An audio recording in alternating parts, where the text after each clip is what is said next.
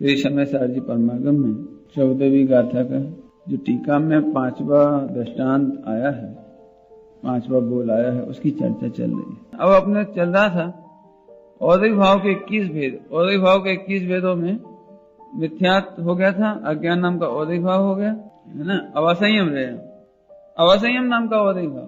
चौथे गुण स्थान में संयम नहीं है, सम्यक दृष्टि को संयम नहीं है। हमें तो ऐसा लगता है कि सम्यक दृष्टि है तो फिर ऐसा क्यों हंस रहे हैं, सम्यक दृष्टि है तो क्यों खा रहे हैं, सम्यक दृष्टि है तो कपड़ा क्यों पहन रहे हैं। इसका मतलब आप नहीं जानते कि असंयम किसे कहते हैं। तद्भव मोक्षगामी तीर्थंकर आदिनाथ भगवान 83 लाख पूर्व तक घर में रहे। कितनी बार खाते थे, क्यों?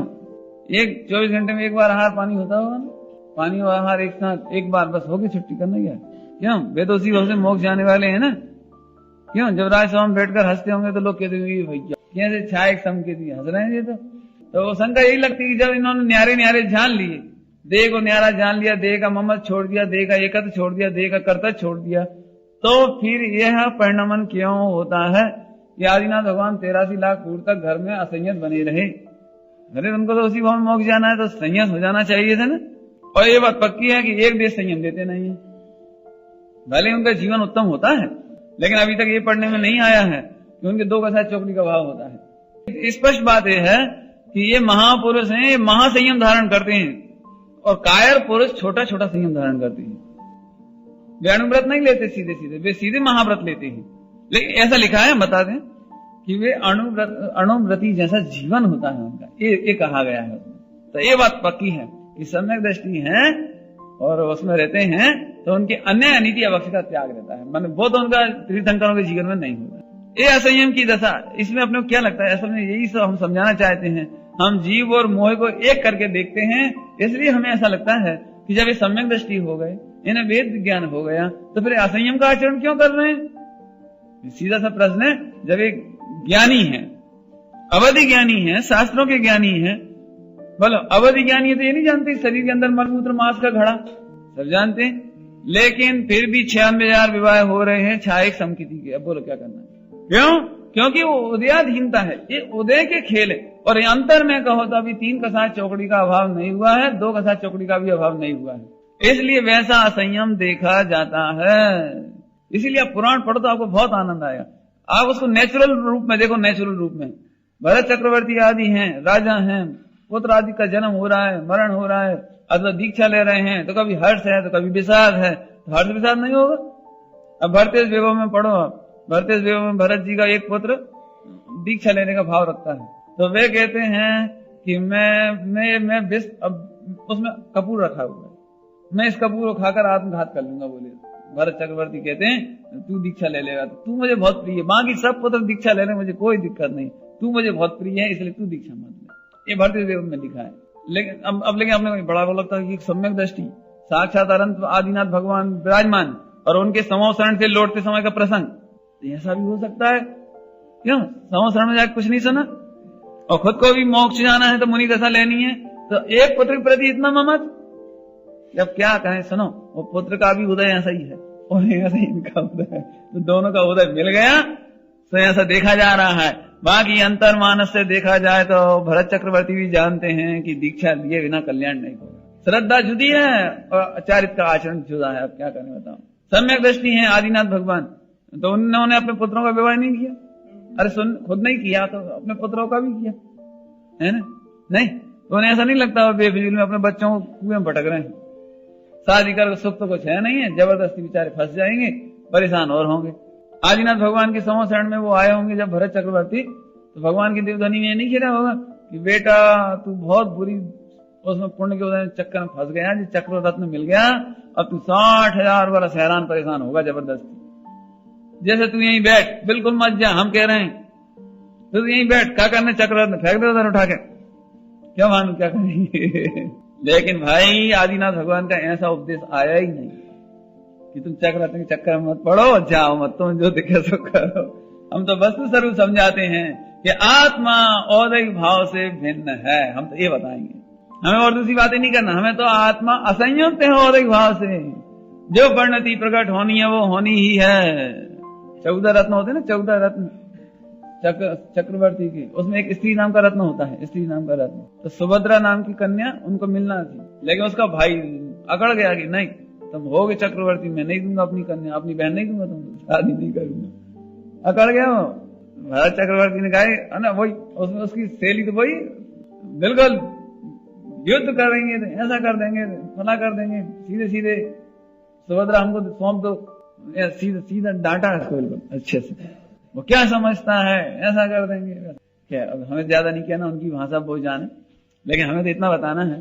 फिर वो बाद में सुभद्रा नाम का रत्न उसके पिता ने दे दी कि ठीक है तू झगड़ा मत कर, भाई से उसको बेटा से तू झगड़ा मत कर, दे दे। आखिर ये स्त्री रत्न है, वो उसी पर इस पर उसी का अधिकार है। हमें बताना ये है कि समय दृष्टि लड़ते भी होंगे, चिल्लाते भी होंगे, युद्ध का विवरण पढ़ो तो रामचंद्र जी कैसे बोलते होंगे, क्यों असल में अपन कल्पना ही नहीं कर पाते अभी।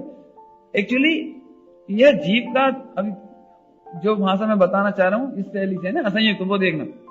एक्चुअली जो कुछ हो रहा है उसमें जीव का दोष नहीं है, ये औदैहिक भाव है।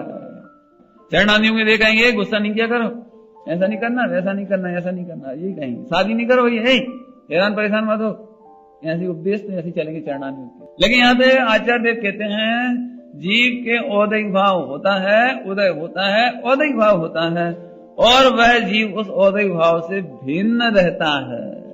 ऐसी दृष्टि करो, ऐसी दृष्टि करो, इसके सिवा कोई उपाय नहीं है। देखो इनका प्रश्न है कि फिर जो उपदेश देने की बात ही बेकार हो गई। अपन सही बात है, अब जब उपदेश देने से किसी का औदैहिक भाव बदलेगा ही नहीं, औदैहिक तो जो का त्यों रहेगा, तो उपदेश देने की क्या जरूरत। कल हमें भी ये विचार आ रहा था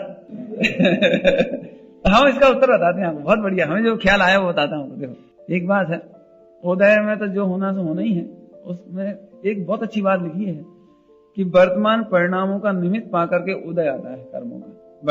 वर्तमान परिणामों का उदय निमित्त पाकर के उतना उतना उदय आता है, क्योंकि जितना बंद होता उतना तो उदय आता नहीं, जितना बंद हो जाता उतना उदय आता नहीं, लेकिन वर्तमान परिणामों में जैसा हो वैसा उदय आता है।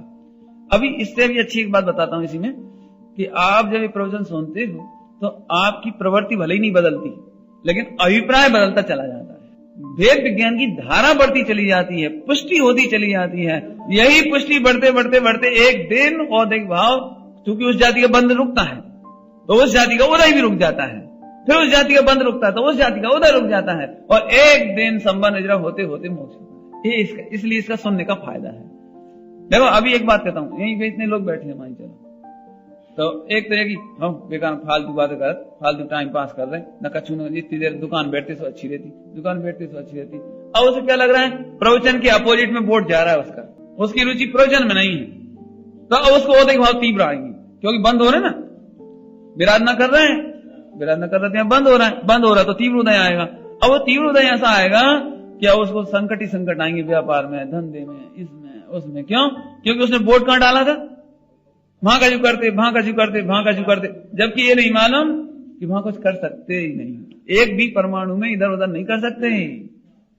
ज्यादा कमाऊं, ज्यादा कमाऊं, ज्यादा कमाऊं, एक झटका आया पैसे गए, एक झटका आया एक दवाइयों में चला गया, लो एक झटका आया व्यापार में हानि हो गई। तुम क्या सोचते, तुम कहां करता हो उसके?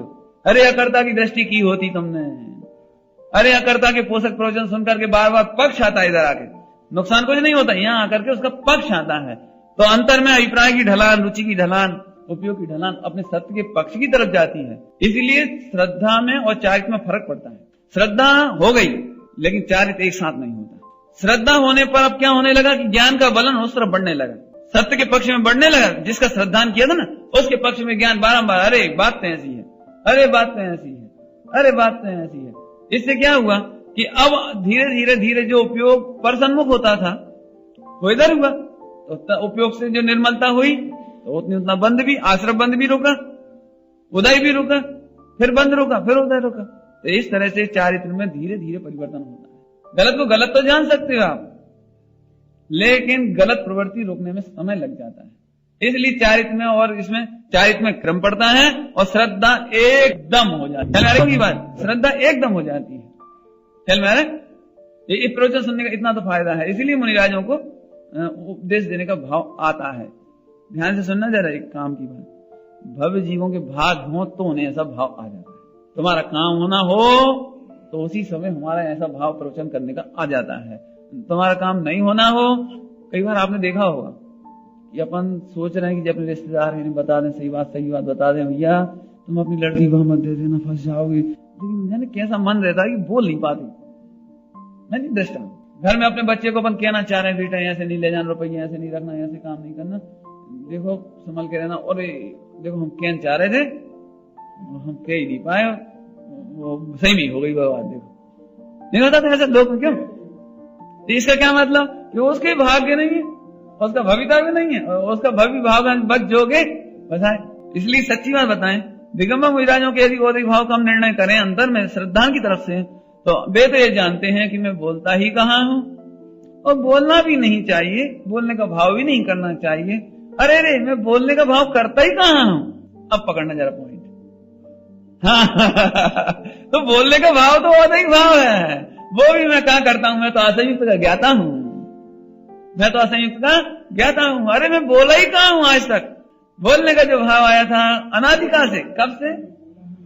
आत्मा तो बोलते ही नहीं, मैं तो असंयुक्त ज्ञाता हूं, मैं तो असंयुक्त ज्ञाता हूं, मैं तो बोलने वाला हूं ही कहां। इससे क्या फायदा हो गया कि बोलने का जो औदिक प्रवृत्ति चल रही थी, देहाधीन जो चल रही थी, और अंदर में जो असंयम था, असंयम बोलने का भाव, असंयम छठे गुणस्थान में अप्रमत्त गुणस्थान कहा, बोलने का भाव लिखने का भाव अप्रमत्त कहा, अरे हाँ अप्रमत्त बोले, प्रमत्त कहा, प्रमत्त कहा, प्रमत्त असंयम, असंयम है वो लिखने का भाव, बोलने का भाव। असली बात तो, असली संयम तो अप्रमत्त दशा तो सात्विक गुणस्थान में मग्न है आत्मा, न लिखने का भाव न बोलने का भाव। अरे हम लिखते बोलते कहाँ हैं? लिखने बोलने का जो भाव था उसका ज्ञाता देखना एक सम्यक दर्शन, और उसको भिन्न देखना ये हो गया।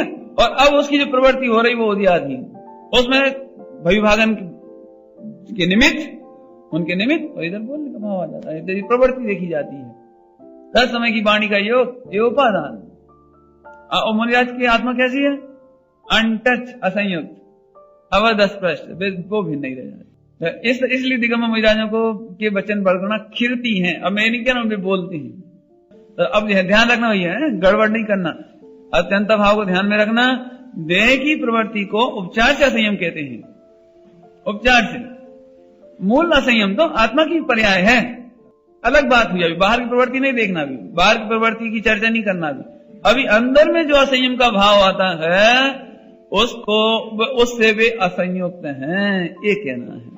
कौन असंयुक्त है? वे भी और तुम। तुम्हें खबर नहीं है इसलिए मिथ्या दृष्टि, खबर पड़ जाए तो तुम हो तो असंयुक्त। आत्मा का एक भी चप्पा असंयम को छूता नहीं है। ये ऐसी भाषा समझना इसको जरा।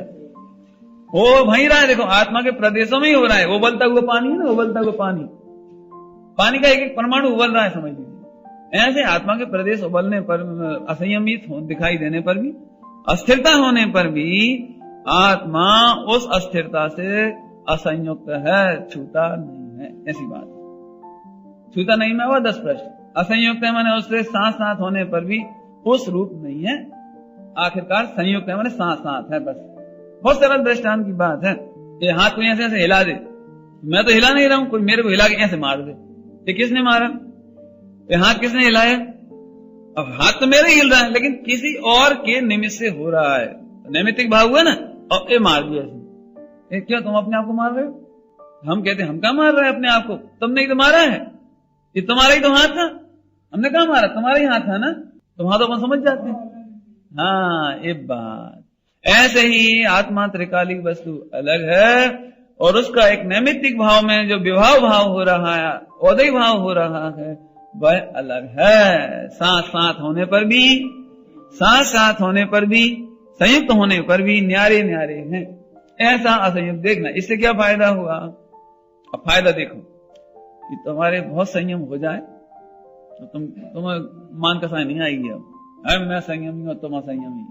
औदय भाव की कमती बढ़ती का काम मैं देता हूं। औदय भाव का अभाव हो गया सो हो गया काम, तुम ही हो।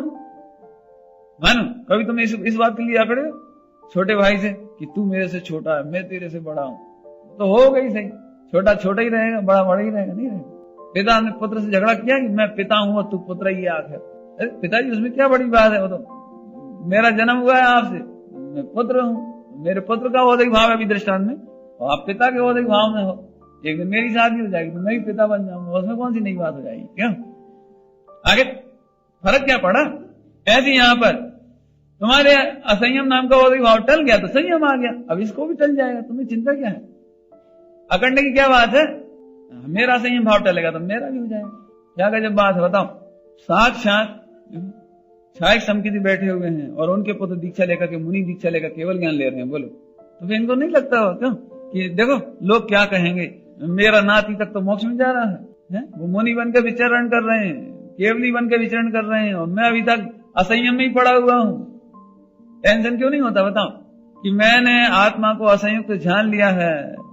असंयुक्त माने साथ साथ होने पर भी, आत्मा की पर्याय में होने पर भी उस औदिक भाव को टालना मेरा काम नहीं है। जब मेरे टलेगा तब मेरे मुनि दशा प्रकट होगी, जब मेरे टलेगा तब मेरे को केवल ज्ञान प्रकट होगा, आगे आगे की दशा बढ़ती चली जाएगी। लेकिन जब तक अज्ञान नाम का औदिक भाव नहीं टलेगा तब तक केवल ज्ञान भी नहीं होगा। तो वह मुनिराज क्या करें? बोलो, सो छायक समकिति विराजमान है, सो छायक समकिति एक साथ तपस्या कर रहे हैं मुनिराज, दिगंबर मुनिराज, छायक समकिति।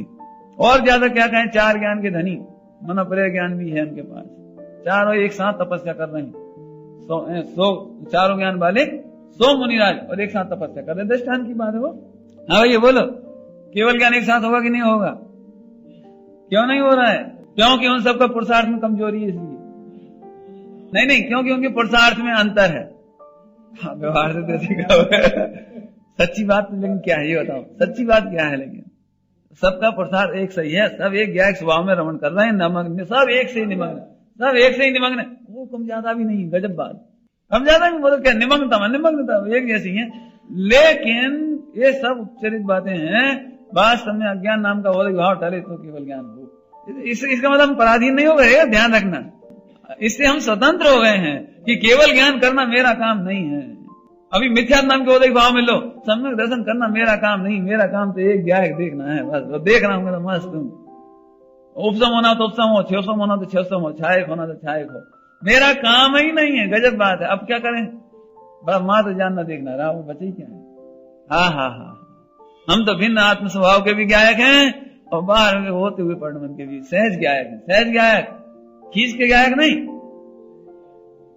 ज्ञान में बला झलक जाती है ऐसे, हमें कोई मतलब नहीं। जैसे दर्पण में स्वयं में झलक जाती है वस्तु, ऐसे झलक जाती है, मेरे कोई मतलब नहीं। तो दृष्टि के विषय में इतनी निर्मलता होती चली जाती है। देखो गजब बात है, आपको केवल आत्मा की स्वीकृति करनी है, और नहीं तो फिर वही बात हो जाएगी। पंडित जी, एक आत्मा पारिणामिक भाव को जानना चाहिए और एक मिथ्यात्व नाम के औदिक भाव को जानना चाहिए, ताकि उसे कर सकें, उसे बदल सकें, उसे टाल सकें, उसे कम कर सकें, उसका उपशम कर सकें, क्षय कर सकें, क्षय उपशम कर सकें। क्यों? कौन करे? एक ज्ञायक के सिवा दूसरी कोई बात बचती नहीं है। और नहीं तो फिर वो हुई नहीं दिक्कत कि फिर जो ये कहा कि पारिणामिक भाव की दृष्टि करो, इसका नाम सम्यक दर्शन, तो फिर तो औदिक भाव की भी दृष्टि करनी पड़ेगी मार साहब। नहीं तो जब तो औदिक भाव को बदल पाएंगे मिथ्यात्व को, तभी तो उसे कंबड़ कर पाएंगे। यहां तो ये कहना है एक पारिणामिक को जानो, एक जानिए देखिए बस, और फिर होने योग उपशम हो जाएगा, होने योग संबर हो जाएगा, होने योग आश्रम होंगे। ये बहुत बढ़िया बात है। देखो सुनो, बहुत ही बढ़िया। यही होनहार बचेगी, देखना बाकी रह गया। देखना भी तो होनहार है, आत्मा की अपनी होनहार देखना नहीं अपना ज्ञान दर्शन का परिणाम होनहार माने होने योग। तो हो रही है कि नहीं? पर्याय में हो रहा है कि नहीं? कुछ पर्याय में हो रहा, वही होनहार। पर्याय में कुछ होगा कि नहीं होगा कि रुक जाएगी? तो अपने द्रव्य की पर्याय में अपने में होती रहेंगी, पुद्गल की पुद्गल में होती रहेंगी, इसकी इसमें होती रहेगी, वाणी की वाणी में होती रहेगी। यदि तुम्हारे वैसी काम होने तो वाणी वैसे ही खिलेगी, नहीं खिलना तो नहीं खिलेगी। तुम क्या सोच रहे? बोल लेते हो वाणी खिलनी हो होती खिलती है, नहीं खिलने तो नहीं खिलती है। हमारा कहने का मतलब समझ लो अच्छी तरह से। अरे नहीं, औदिक भाव से मैं तो असंयुक्त हूँ, मैं औदिक भाव को करता भोगता नहीं हूँ, बदलने वाला नहीं हूँ। तो औदिक भाव को जान करके अधीर मत हो जाना, घबराना नहीं।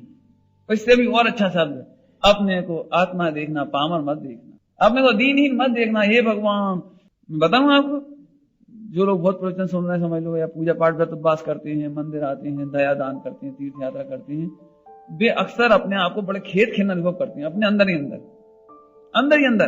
क्या बात की इतनी तो प्रवचन सुन रहे फिर भी जाने काहे परिणाम खावे पीवे की ग्रद्धता की। ये क्या है? ये खाने पीने का परिणाम परिणामी भाव है कि औदिक भाव है? तो तुम उसे टाल दोगे। बर्णी जी ने भी लिखा था, बड़े बर्णी जी ने, गणेश प्रसाद जी बर्णी जी, मेरा ये अनुभव है, आखिरी में लिखा उन्होंने, मेरा ये अनुभव है कि बेस बदल देने से परिणाम नहीं बदल जाते, क्षेत्र बदल देने से परिणाम नहीं बदल जाते। और मेरा सीधा लॉजिक है, जिनवाणी के लॉजिक देता हूं आपको। यदि क्षेत्र बदल देने से परिणाम सुधरते हो और आप ये कहते हो कि सब घर से निकल के मंदिर में आते तो बहुत अच्छा लगता है, तो आप मंदिर में जरा बैठो ना 2-4-6 घंटा एक आध दिन, परिणाम सुधारना है ना आपको, खराब नहीं करना है ना, मंदिर में बैठो ना आप। या नहीं बैठते? आपको भक्तामर पढ़ने में अच्छा लगता है तो पढ़ते रहो ना भक्तामर, आप करके देखो ना प्रैक्टिकल में, मना क्या करता हूं मैं, कौन नहीं चाहता अच्छे परिणाम, करो आप। क्या कहलाते भक्तामर का अखंड पाठ 24 घंटे। तो जब ढोल धमाका और सब 10-25 आ करके हुआ तब तक तो बहुत आनंद आता है। और फिर जब रात आई 12-1 बजी और खूब नहीं बांचने वाला, एक अकेले बैठे बैठे बांच रहे, ऐसी लग रही एक एक लाइन ऐसी लग रही, बार देखो आ ही नहीं रहा, टाइम तो होगा अभी तक नहीं आए, जिनकी ड्यूटी थी। ईमानदारी बताओ कितना मन लगता है उस समय, ऐसा लगता है एक एक शब्द बांचने में। हम आपसे पूछते हैं भाषा से परिणाम कहां बदला, निमित्तों से परिणाम कहां बदला, संयोग से परिणाम कहां बदला? और नहीं तो फिर सब परिणाम तो सुधारना ही चाहते हैं ना, हम तो सीधी बात परिणाम सुधारना चाहते हैं ना, फिर परिणाम सुधारने के लिए मंदिर में बैठो आराम से। इससे बढ़िया क्या उपाय होगा? सब घर गृहस्थी छोड़ के मंदिर में बैठो आराम से। वो तो क्या मैं आपको बताता हूँ आनंद क्यों आता है फिर मंदिर में, वो उसका सच्ची जवाब ये है। तीर्थ यात्रा में आनंद क्यों आता है उसका ये जवाब है कि तीव्र कसाय के बाद जब मंद कसाय में आते हैं तो शीतलता लगने लगती है। एक काम करना, मैं एक दृष्टांत देता हूँ, एक टब है ना, टब, उसमें आप गर्म पानी से स्नान करना, तो आप गर्म पानी से स्नान करने के बाद उस गर्म पानी में आगे ना उसको इकट्ठा हो गया तो उसमें हाथ डालना, तो आपको ऐसा लगे ठंडा हो गया, गर्म नहीं है। और दूसरे व्यक्ति से कहना कि इसमें हाथ डाल, वो कहेगा जी गर्म है ना, नहीं है? ऐसा होता है? ये तो सब कहने की बातें हैं, वास्तव में तो औदिक भाव को टालने में कोई समर्थ नहीं है। इसको समझने से ये फायदा हो गया कि अब यदि मान के चलो तुम्हें केवल ज्ञान नहीं प्रकट हो रहा हो, या तुमको कोई रिद्धियां प्रकट नहीं हो रही हो, या तुम्हें अवधि ज्ञान मना पर ज्ञान प्रकट नहीं हो रहा हो, तो तुम समझ जाओगे कि अभी इस तरह का औदिक भाव चल रहा है, अज्ञान औदिक भाव चल रहा है, अभी असंयम नाम का औदिक भाव चल रहा है। इसलिए मैं चाह करके भी पंचम गुण स्थान नहीं पा रहा हूं। 7 गुण स्थान वाले छठे में आए, छठे से गिर के चौथे में आ गए या पहले में आ गए, और कदाचित उन्हें खबर भी पड़ गई अरे रे मैं आनंद से छूट कर पहले में आ गया हूं, तो भी उन मुनिराजों को आकुलता नहीं होती, फिर ज्ञायक भाव देख करके वापस छठे 7वें में चढ़ जाते। और नहीं तो अपन तो आकुलता ही करने लगे, मर गए, अनादिकाल से बड़ी मेहनत के बाद तो सम्यक दर्शन हुआ था और वो भी छूट के हम फिर पहले में आ गए, फिर तकलीफ होने लगी, पश्चाताप होने लगा। तो यही पश्चाताप है, जैन शासन में इसका नाम प्रायश्चित है कि वापस ज्ञायक भाव की दृष्टि करी। खेत खिन्नता प्रायश्चित नहीं है, यही पश्चाताप है कि वापस ज्ञायक की दृष्टि में मग्नता करके फिर छठा 7वां गुणस्थान। महिलाओं को भी गुणस्थान गिरते रहते हैं, 5वां हो जाता है, 4था हो जाता है, पहला हो जाता है, चढ़ता उतरता रहता है, ऐसा कोई दिक्कत नहीं है। लेकिन वे मस्त हैं, क्यों मस्त हैं? क्यों? उन्हें मालूम है कि परिणाम बदले हैं, मैं नहीं बदला हूं। जो मेरे साथ संयुक्त है ना वो बदल रहा है, मैं तो ज्यों कहती हूँ, मेरे में क्या फर्क होने वाला है। और अपन तो ऐसे सोच ही नहीं सकते। देखो एक बार बताओ कि द्रवलिंगी महिलाओं के बाहर पूर्ण निरतिचार, तो अंतर में पहला गुणस्थान कैसे रहता है? गिर जाता है ना, कसाय बढ़ जाती है, उदय बढ़ जाता है, परिणाम गिर जाता है, गुणस्थान गिर जाता है। मैं आपको बहुत बढ़िया बताऊं, सूक्ष्म अपनी अपन सूक्ष्म ही कहेंगे अपने लिए, तो उनके लिए वो स्थूली बन जाता है। पता पकड़ लेते हैं, ऐसी बात नहीं पकड़ पाता, ज्ञान पकड़ लेता है, क्योंकि श्रद्धा का परिणाम जुदा है और ज्ञान का परिणाम जुदा है। ज्ञान का और श्रद्धा का है ना, तो ज्ञान तो जानता है, जैसे अपन ही अभी शास्त्र पढ़ते हैं, सब जानते हैं, तो अपन जानते हैं ऐसे परिणाम नहीं होने चाहिए, फिर भी हो रहे, तो वैसे परिणाम तो हो सकते हैं ना। तो श्रद्धा में भी श्रद्धा की पर्याय हो सकती है ना, वो ज्ञान जान लेता है, तो कोई दिक्कत नहीं है। तो इसलिए महाराज उसकी परवाह नहीं करते हुए तो ज्ञान की दृष्टि करते हैं। उन्हें मालूम है कि यदि श्रद्धा का कोई परिणाम औदिक भाव में होना है तो ऐसा ही होना है, ज्ञान चारित्र का होना तो ऐसा होना। और बहुत सरल मैं बात कहता हूँ आपको कोई से पूछ लो, अभी बुद्धि के पैमाने पर, ज्ञान के पैमाने पर पूछो, विवेक के स्तर पर पूछो, क्यों गलत काम करने चाहिए? हाँ, ऐसी बिल्कुल नहीं करना चाहिए। हाँ, अब आ गया। इसलिए थोड़ी देर के लिए परिणाम चलित का होना कोई आश्चर्य नहीं है। थोड़ी देर के लिए, थोड़ी देर बाद फिर पलट भी जाता है। परिणामों के गिरते चढ़ते देर नहीं लगती। तो हम फिर बताएं आपको, जो गिर रहे चढ़ रहे उनसे असंयुक्त हैं हम, इसलिए गिरने चढ़ने वालों की चिंता नहीं करना। मूल चर्चा तो ये चल रही, गिरने चढ़ने वाले परिणामों की चिंता नहीं करना, क्योंकि वे तो गिरेंगे चढ़ेंगे। अभी आपको क्या कहें, इस मार्ग में आने के बाद भी बहुत शिक्षाएं दी आचार्यों ने। हे मुनि, जिस दिन तेरे परिणाम शिथिल हो तो उस दिन की याद कर जिस दिन तूने दीक्षा ली थी। क्यों? कितना बैराग था, कितनी पावर थी, कितनी भावना थी। आज तुझे क्या हो गया है? विष सम जान विषय को त्यागो, फिर कर क्यों जोगो, काहे तुम बिनु कारण दुख भोगो। जब तुमने विष के समान विषय भोगों को त्याग दिया है, हे मुनि, अब तुम्हें स्मृति क्यों आ रही है? इसमें क्या सीख लेना? परिणाम गिरे तो घबराना नहीं। क्यों नहीं घबराना? परिणाम गिर रहे, हम नहीं, हम तो असंयत हैं, उसके बल पर वे परिणाम चलेंगे, चल जाएंगे। अब तो समझ में आया कुछ? और नहीं तो मालूम फिर तो मुनिराजों के संग में भी राग द्वेष होगा कि भैया जी तो अब यहाँ लाए, उनने केवल ज्ञान ले लो, और जी तो अब यहाँ लाए, इन्हें मना करे। हम तो अब सब लोग का सोचेंगे मुनि महाराज, 500 मुनिराज, कि हम बहुत बेकार हैं, हम बहुत बड़े, पता नहीं कैसा ध्यान करते होंगे। लोग सोच रहे होंगे, मुनिराज सोच रहे होंगे कि हम आराधना नहीं कर पा रहे, लोग सोच रहे होंगे, इसी दुख में मर जाएगा बताओ। लेकिन सब 500 मुनिराजों को खबर है कि औदिक भाव जैसा होगा वैसा होगा। यदि हमारा ज्ञान औदिक टल जाएगा तो उतनी उतनी रिद्धियां प्रकट हो जाएंगी। ज्ञान वो क्या, केवल ज्ञान आदि, अवधि ज्ञान आदि प्रकट हो जाएंगे। 8 साल के बालक का हो गया तो हो गया, उसको केवल ज्ञान हो गया, हम क्या करें उसको? और हमें नहीं हो रहा तो हमारी कोई अपराध नहीं है इसमें। कर्म का उदय आया तो उसके निमित्त से जो आत्मा की दशा हुई वो नैमित्तिक माने औदिक, उदय भाव और औदिक भाव, कर्मों में उदय भाव और आत्मा में औदिक भाव। तो है तो आत्मा की परिणति। खलबलाता हुआ पानी का दृष्टांत दिया अपन। तो आत्मा के असंख्यात प्रदेश ही असंयमित हो रहे हैं। शरीर तो अभी बाहर की चीज है, बाहर उसकी बात ही नहीं कर रहे। अंदर में मैं चलो हमने उपास कर लिया, अब बुद्धि भोग तो कर लिया, इसमें तो रोटी नहीं डाल रहे हैं, लेकिन उपयोग में असंयम चल रहा है। मान चलो रोटी खाने का विकल्प चल रहा है, भूख लग रही है, और जो विकल्प चल रहे हैं, क्योंकि एक रोटी खाने थोड़ी, वो तो विषय कसाय और आहार तीनों का त्याग होना चाहिए। अब विषय कसाय तो चल ही रहे हैं, मान चलो हम टीवी देख रहे हैं, चलो गाना सुन रहे हैं, कमेंट्री सुन रहे हैं, हंसी मजाक ही कर रहे हैं, तो अब जी क्या हो रहा है? तो विषय कसाय तो चल रही है, तो बस कहां हुआ? तो ये बात चल रही, ये अंतर में जो औदिक भाव चल रहा है ये असंयम है। तो फिर क्या करें कि इस असंयम को देख करके तुम परिणामी की दृष्टि करने की चेष्टा करोगे तो संयम में कन्वर्ट होगा वो। और तुम परिणामिक को नहीं देखते। अभी क्या गलती करते? परिणामिक को तो देखते नहीं, आत्मा को तो देखते नहीं। कहां देखते हैं? पंडित जी हम उपवास नहीं कर सकते, हमने उपवास नहीं कर सकते, काहे? बहुत परिणाम बिगड़त पंडित जी, बहुत परिणाम बिगड़त। कि तुम बिगड़ते परिणाम को देखते हो, वो तो संयुक्त भाव है, और तुम तो उधर क्यों नहीं देखते? तो इसलिए हम फिर व्रत उपवास से चूक जाते हैं, पूजा पाठ से चूक जाते हैं। क्या करें पंडित जी, पूजा मन तो लगता ही नहीं है, जैसे तो नहीं करो बात अच्छी है मान, जैसे तो एक बार पूजा नहीं करो तो पाप नहीं लगा, लेकिन पूजा करो चित्त नहीं लगे, सावधान नहीं हो तो बहुत पाप लगा। कि बात तो तुम्हारी सही है भैया, लेकिन ये कौन ने कहा कि तुम पूजा पाठ छोड़कर पूजा पाठ ही छोड़ के चले जाओ? अरे परिणाम बिगड़ गए तो परिणाम सुधारने का उपाय करो, दूसरा उपाय क्या करने की जरूरत है? स्कूल में 2 बच्चे थे, है ना, तो क्या हुआ? एक बच्चे का क्यों 2 का पहाड़ा याद करके ले आए, गुरुजी आज याद नहीं हुआ, हम कल लाएंगे। अच्छा बैठ जाओ। और दूसरा बच्चा खड़ा हुआ, सुनाओ याद हो गया? यहाँ हो गया, तो सुनाने लगा, 2 एकम 2, 2 दूनी 6 और 2 तिया 8, तो बल पिटाई कर दी। जी ठीक रही, क्यों जी ठीक रही? उसने सुनाया नहीं तो वो पिटा नहीं, और हम सुना रहे थे तो पिटे। ये गलती यहाँ नहीं दोहराना जी, हम कहना है उस लड़के को ये चाहिए कि ऐसा नहीं सोचे कल से मैं भी यही कह दूंगा कि मुझे भी याद नहीं हुआ, ये नहीं चाहिए, ये कि तू सही याद करने की चेष्टा कर। ऐसी पूजा पाठ छोड़ने की जरूरत नहीं है, सही पूजा करने की जरूरत है।